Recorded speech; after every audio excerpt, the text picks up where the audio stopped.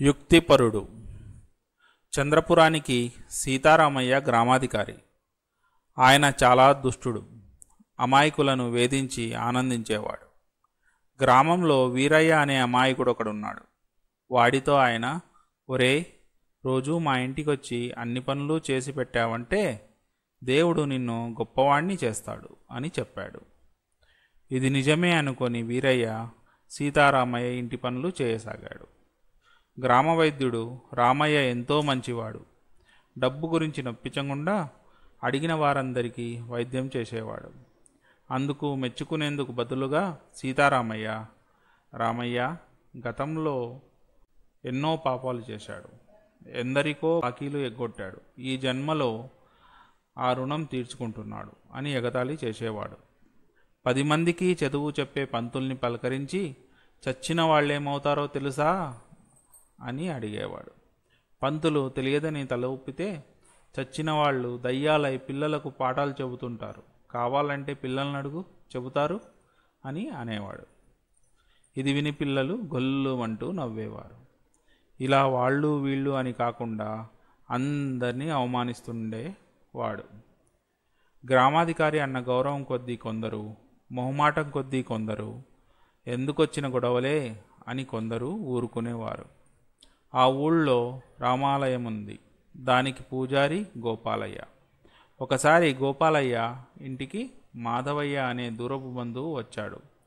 గోపాలయ్య, మాధవయ్య ఒక రోజున ఇంటి అరుగు మీద కూర్చుని నవ్వుతూ కబుర్లు చెప్పుకుంటున్నారు. ఆ సమయంలో అలా దారిన పోతున్న సీతారామయ్య అది చూశాడు. ఆయనకు ఎవరైనా కులాసాగా కబుర్లు చెబుతూ ఉంటే గిట్టదు. ఏమయ్యా పూజారి, నీ ఇంట్లో ఏం కష్టం వచ్చిందని అలా దుఃఖపడుతున్నావు?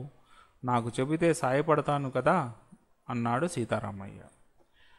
ఇది విని పొరుగురు వాడైన మాధవయ్య ఆశ్చర్యపడి, మా గోపాలయ్య నవ్వుతుంటే దుఃఖపడుతున్నారంటారేమిటి? ఎవరు మీరు అని అడిగాడు. మరి చేయపోయాను, గోపాలయ్య నవ్వినా ఏడ్చినట్టే ఉంటుంది కదూ అంటూ అక్కడి నుంచి వెళ్ళిపోయాడు సీతారామయ్య. మాధవయ్య తెల్లబోయి, ఎవడు వాడు? ఏమాత్రం మంచి మర్యాద తెలిసినవాడుగా లేడే అన్నాడు. వాడు మా గ్రామాధికారి. వాడి బుద్ధే అంత. దుష్టుడికి దూరంగా ఉండమని సామెత. అందుకే ఎవరం వాడి మాటలు పట్టించుకోం అన్నాడు గోపాలయ్య. పట్టించుకోకపోతే ఎలా? ఇలాంటి వాడికి బుద్ధి చెప్పకపోతే పేట్రేగిపోతాడు. అందుకు ఏదో ఒక ఉపాయం ఆలోచించాలి అన్నాడు మాధవయ్య. ఆ గ్రామంలో ఎక్కడా లేని ఒక వింత సంప్రదాయం ఉన్నది. పర్వదినం రోజున రాత్రి ఊరి రచ్చబండ దగ్గర పెద్దలందరూ చేరి మత్తు కలిగించే ఒక పానీయాన్ని సేవిస్తారు. అందువల్ల మనిషి ఆ ఏడాది పాటు పడిన కష్టాలన్నీ మరిచి సుఖంగా ఉంటాడని వాళ్ళ నమ్మకం. 4 రోజుల తర్వాత పర్వదినం వచ్చింది. ఊరి పెద్దలందరూ రచ్చబండ దగ్గర చేరి మత్తు పానీయాన్ని సేవించారు.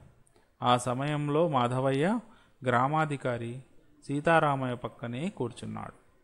మర్నాటి ఉదయం మాధవయ్య సీతారామయ్యను కలుసుకొని, అయ్యా, రాత్రి ఆ వింత మత్తు పానీయం ప్రభావం వల్ల నేనొక పొరపాటు చేశాను. తమరిని నానా దుర్భాషలు అని నిందించాను. అందుకు నేను 10 మంది ఎదుట క్షమాపణ చెప్పుకుంటాను. పెద్దలందరినీ పిలిపించండి అన్నాడు. ఇది తనకు చక్కటి వినోదంగా భావించి సీతారామయ్య ఊరి పెద్దలందరికీ కబురు పెట్టాడు. వారందరి ఎదుట మాధవయ్య, వీరయ్య వంటి అమాయకుడి చేత ఊడిగం చేయించుకుంటున్నావు. ఏదో ఒక రోజున నువ్వు వాడింట్లో అడుసు తొక్కుతావులే అన్నాను.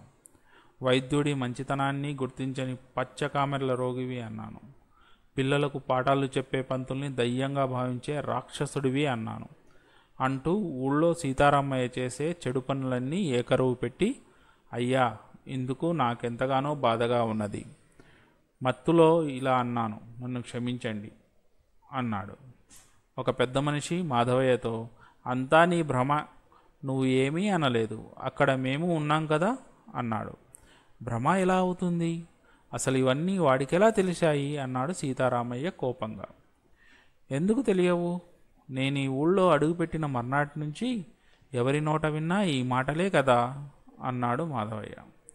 సీతారామయ్య సిగ్గుతో తల వంచుకున్నాడు. ఎదురుగా ఏమీ అనకపోయినా తను చేస్తున్న దుర్మార్గాలను అంతా ఏవగించుకుంటున్నారని ఆయన గ్రహించాడు. ఆ రోజు నుంచి ఆయనలో మంచి మార్పు వచ్చింది. సీతారామయ్య దుర్మార్గాలను యుక్తిగా ఆయనకు చెప్పిన మాధవయ్యను గోపాలయ్య ఎంతగానో మెచ్చుకున్నాడు. కథ కంచికి మనమింటికి.